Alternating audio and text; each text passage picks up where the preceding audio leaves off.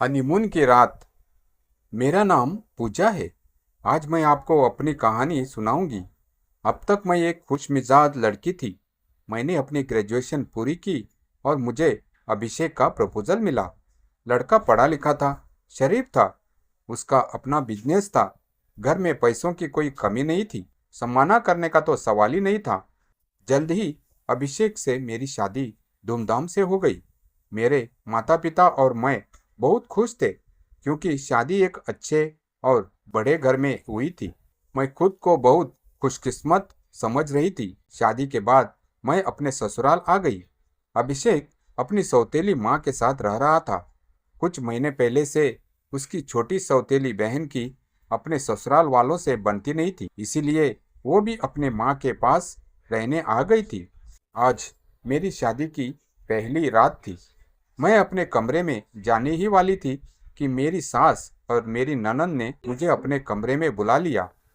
जैसे ही मैं उनके कमरे में दाखिल हुआ, मैंने देखा कि दोनों के चेहरे उदास और डरे हुए थे, मानो वे दोनों मुझसे कुछ कहना चाहती हो। मैंने उससे पूछा, क्या हुआ? तुम दोनों इतने डरे हुए क्यों लग रहे हो? मेरी सास बोली, बेटा, हमें तुमसे कुछ कहना है, लेकिन तुम्हें ये सब बहुत हिम्मत से सुनना होगा। अब हम जो भी तुम्हें बताने जा रहे हैं, वो हम तीनों के बीच ही रखना। घर अब रिश्तेदारों से भरा हुआ है। यहाँ खबर फैलने में देर नहीं लगती, और अगर सबको पता चल गया तो हमारे घर की इज्जत चली जाएगी। अब तुम इस घर की बहू हो और तुम्हें इस घर की इज्जत रखनी है, भले ही तुम सौतेले बेटे की पत्नी हो। फिर भी मुझे अभिषेक की बहुत चिंता है। अपनी सास की बात सुनकर मैं सचमुच थोड़ी डर गई। मैंने उनसे पूछा, माँ, बताओ क्या बात है? मेरी सास बोली, बेटी, मेरा बेटा मर्द नहीं है। यह सुनकर मैं चौंक गई। मैंने कहा, माँ, आप क्या कह रही हैं? और ये बात आप मुझे अभी क्यों बता रही है? अगर ऐसा है तो आपने मेरी शादी अपने बेटे से क्यों करवाई? आपने मेरी जिंदगी क्यों बर्बाद की? इस पर मेरी सास बोली, बेटा, मुझे पता है तू सोच रही होगी कि ये सब जानते हुए भी हमने तेरी जिंदगी क्यों बर्बाद की, तुझे इस शादी में क्यों फंसाया। पर यकीन कर बेटा, पर हमारे पास भी कोई चारा नहीं है। अगर लोगों को ये बात पता चल गई तो हमारी कितनी बदनामी होगी, तो खुद सोच। इसीलिए तो हम चाहकर भी शादी से पहले तुझे ये बात नहीं बता पाए। माफ कर दे बेटा। ये सब सुनकर मैं सन्न रह गई। ऐसा लगा जैसे कोई मेरे कान में शीशा डाल रहा हो। सास ने आगे कहा, मेरा बेटा अक्सर रात में बाथरूम में रहता है। पता नहीं वो वहाँ क्या करता है, लेकिन जब भी हम उससे पूछते हैं तो कहता है कि उसका पेट खराब है, लेकिन वो झूठ बोल रहा है। मेरी ननद ने आगे कहा, भाभी, आपको अपने दादाजी के साथ कुछ समय बिताना चाहिए और फिर उनसे इस बारे में खुलकर बात करनी चाहिए। अगर हम कुछ कर सकते हैं तो जरूर करेंगे। आप अकेली नहीं है, हम दोनों आपके साथ है। शादी की पहली ही रात अपने पति के बारे में ये बातें सुनने के बाद मुझे समझ नहीं आ रहा था कि क्या करूं। अब तो मुझे अपने कमरे में जाने से भी डर लग रहा था। मैं चुपचाप अपनी सास का दिया हुआ दूध लेकर अपने कमरे में गई और बिस्तर पर बैठ गई। मैं सोच ही रही थी कि मेरे पति अभिषेक मेरे कमरे में आ गए। मैंने कमरे का दरवाजा बंद कर दिया। मैंने उन्हें दूध दिया। उन्होंने दूध पिया और मुझसे बातें करने लगे। मुश्किल से 5 मिनट बीते थे कि अभिषेक ने मुझे बताया कि उनका पेट खराब है, और कुछ ही सेकंड में वे उठकर बाथरूम चले गए। हुआ बिल्कुल वैसा ही जैसा मेरी सास ने मुझे बताया था। करीब 1 घंटे के बाद अभिषेक बाथरूम से बाहर आया। मैं बिस्तर पर लेटी सोचती रही। अब मुझे उससे बात करने का मन नहीं कर रहा था। वो भी चुपचाप बिस्तर पर अपनी तरफ जाकर सो गया। मुझे लगा जैसे मेरे साथ धोखा हुआ हो। मुझे पूरी रात नींद नहीं आई। सुबह जल्दी उठकर मैं बाथरूम गई। बाथरूम में जाते ही मैं चौंक गई। बाथरूम में नई नाइटी और मेकअप का सामान पड़ा था। मुझे समझ नहीं आ रहा था कि मेरे पति को इन सब का क्या काम। ये भगवान, मैंने ऐसे इंसान से शादी क्यों की? सुबह मेरी सास और ननद ने मुझसे पूछा कि रात को क्या हुआ था। मैंने अपनी सास से कहा, माँ, बिल्कुल वैसा ही हुआ जैसा आपने बताया था। और मैं रोने लगी। मुझे रोता देख मेरी ननद ने मेरी सास से कहा, माँ, मैंने आपको दादा से शादी न करने को कहा था। किसी लड़की की जिंदगी ऐसे बर्बाद मत करो। पर आप सब ने मेरी एक न सुनी। क्या वो ऐसे ही यहाँ रहेगी? इस पर मेरी सास ने कहा, बेटा, तुम जो भी फैसला लोगे, हम तुम्हारे साथ है। लेकिन तुम्हें वादा करना होगा कि तुम मेरे बेटे के बारे में यह राज किसी को नहीं बताओगी। मैंने अपनी सास से यह वादा किया। अगली रात अभिषेक कमरे में आया, पर अब मुझे उसे देखने का मन ही नहीं कर रहा था। मैं चुपचाप बिस्तर पर लेटी रही। अभिषेक आया और बिस्तर पर लेट गया और कुछ देर वही बैठा रहा। उसने मुझे आवाज दी, पर मैं सोने का नाटक करती रही। फिर अभिषेक उठा और बाथरूम में चला गया। मैं समझ गई कि वो क्या करने गया है। कुछ देर बाद बाथरूम से कुछ गिरने की आवाज आने लगी। कुछ देर बाद आवाज बंद हो गई और वो बाथरूम से बाहर आ गया। लेकिन इस बार वो जल्दी से बाहर आ गया। वो आकर बिस्तर पर सो गया। हमारे बीच कुछ नहीं हो रहा था। मैं सोच रही थी कि क्या करूं। यही सोचते सोचते रात में किसी वक्त मुझे नींद आ गई। मैं सुबह जल्दी उठकर बाथरूम गई। हालांकि इस बार जब मैं बाथरूम गई तो सारा सामान बिखरा पड़ा था। नई नाइटी फटी हुई थी और मेकअप का सामान बिखरा पड़ा था। एक कागज का टुकड़ा मुड़ा हुआ फेंका हुआ था। मैंने उत्सुकता से कागज उठाया और उसे देखा। उस पर लिखा था, मेरी खूबसूरत पत्नी के लिए। मैं बिल्कुल असमंजस में थी। क्या अभिषेक ये सब मेरे लिए लाया है? पर फिर मेरी सास और ननद ने अभिषेक के बारे में मुझे क्या बताया? मुझे शक था कि उसने मेरे लिए नाइटी और मेकअप का सामान कहीं रख दिया होगा। पर फिर सोचा कि मेरी सास और ननद मुझसे झूठ क्यों बोलेगी? वो दोनों मेरा बहुत ख्याल रखती थी। वो मुझे घर का कोई काम नहीं करने देती थी। मुझे कुछ भी समझ नहीं आ रहा था। मैं असमंजस में बाहर आई। मैंने सोचा कि अभिषेक से सीधे पूछूं, पर वो तो ऑफिस जल्दी निकल गया था। माँ बेटी दोनों शॉपिंग करने गई थी। किससे बात करूं? मेरे ससुराल में एक बूढ़ी नौकरानी थी, शांता जी। वह अनाथ थी। उसका कोई रिश्तेदार नहीं था।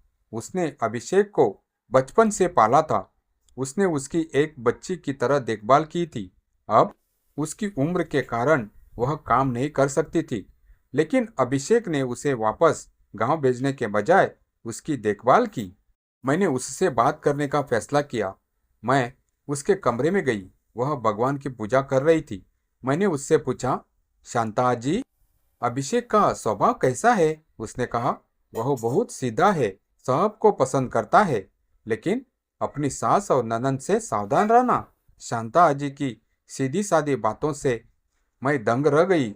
आप ऐसा क्यों कह रही हैं आजी? मैंने उलझन में पूछा।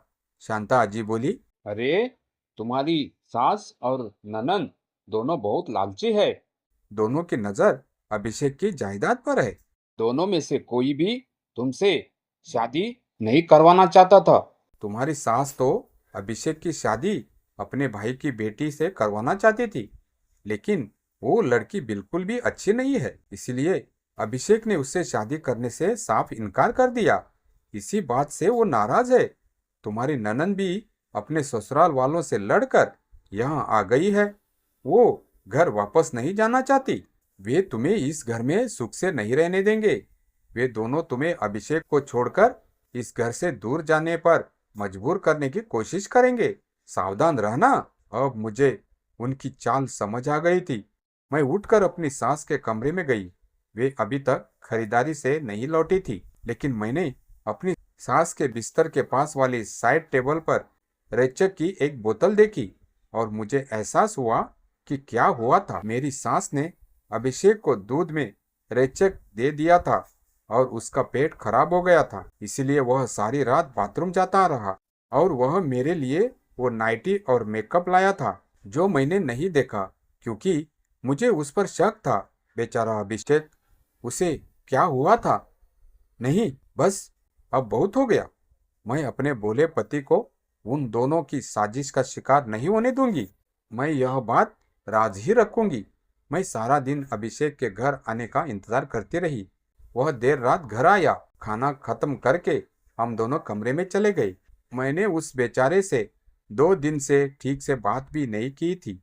उसका चेहरा उदास था, पर आज पहली बार मैं उससे बात करने वाली थी। उसके आते ही मैंने कहा, अभी मैं तुमसे बात करना चाहती हूँ। वह थोड़ा डरा हुआ था। क्या हुआ पूजा? क्या तुम्हें इस घर में कोई परेशानी हो रही है? नहीं, ऐसी कोई बात नहीं, मैंने कहा। और फिर मैंने अभिषेक को एक ही सांस में सारी बात बता दी। अभिषेक मुझे हवाक देखता रहा। उसने मुझसे कहा, अरे वो नाइटी और मेकअप सेट तो मैं तुम्हारे लिए लाया था और बाथरूम में रख दिया था। तुम्हें ये गिफ्ट देने का आइडिया मेरी बहन का था। उन दोनों ने हमारे बीच गलतफहमी पैदा करके हमें अलग करने की साजिश रची थी। मेरी माँ और मेरी छोटी बहन ने कभी मुझसे ज्यादा प्यार नहीं किया, पर मुझे अंदाजा भी नहीं था कि वो मेरी जिंदगी बर्बाद करने के लिए इस हद तक जाएगी। अब मैं क्या करूं? उसने चिंतित होकर मुझसे पूछा। अब मैं जो चाहूंगा करूंगा, चिंता मत करो। आओ छोटी मालकिन, अभिषेक ने खुशी से कहा और मुझे अपनी बाहों में भर लिया। और वो रात सचमुच हमारी सुहागरात की पहली रात थी। अगली सुबह मैं रसोई में काम करते हुए खुशी से गाना गुनगुना रही थी। मुझे खुश देखकर मेरी सास और ननद थोड़ी परेशान हुई, पर बिना जाहिर किए मेरी सास बोली, क्या हुआ पूजा? आज तुम खुश लग रही हो। तुमने क्या फैसला लिया है? क्या तुम अपनी माँ के घर वापस जा रही हो? माँ? और मैं अपनी माँ के पास क्यों जाऊं? लेकिन ननद भाई तो अपने ससुराल जा रही है। आज दोपहर का उनका ट्रेन का टिकट उनके घर लौटने का है, मैंने अपनी सास से कहा। यह सुनकर मेरी ननद का पारा चढ़ गया। उन्होंने गुस्से से कहा, मैं नहीं जाऊंगी। आप कौन होती है मुझे ससुराल वापस भेजने वाली? मैं घर की मालकिन हूँ और मैं ही तय करूंगी कि इस घर में कौन रहेगा और कौन नहीं। मैंने भी उतनी ही दृढ़ता से उन्हें जवाब दिया। तुम्हें पता है तुम किससे बात कर रहे हो? अभिषेक, देखो तुम्हारी पत्नी क्या कह रही है। मेरी सास चिंतित थी। अभिषेक ने कहा, वह सही कह रही है। चोटिला को अपने घर वापस जाना होगा, और अगर तुम भी यही रहना चाहते हो तो हमारे परिवार को जहर देने की कोशिश मत करना, वरना मैं तुम्हें भी तुम्हारे गांव वापस भेज दूंगा। अब हमें सब पता चल गया है। यह सुनकर मेरी सास चौंक गई। उन्होंने डरते हुए कहा, बेटा मुझे माफ कर दो, मैंने ये सब दौलत के लिए किया। मैं दोबारा ऐसी गलती नहीं करूंगी। मुझे एक मौका दो, ऐसा दोबारा नहीं होगा। मैं आज छोटी को उसके घर भेज दूंगी। यह सुनकर छोटी गुस्से से पैर पटकते हुए सामान पैक करने अपने कमरे में चली गई। मैंने अभिषेक से कहा, ठीक है, अब इस मामले को यही खत्म करते हैं। इन दोनों को माफ कर देते हैं और नई शुरुआत करते हैं। अभिषेक ने भी तय किया कि वह इस मामले को ज्यादा न खींचे, बल्कि अपनी सौतेली माँ और बहन को एक और मौका दें और नई शुरुआत करें। शांता जी कोने में बैठी मन ही मन मुस्कुरा रही थी और सब कुछ देख रही थी।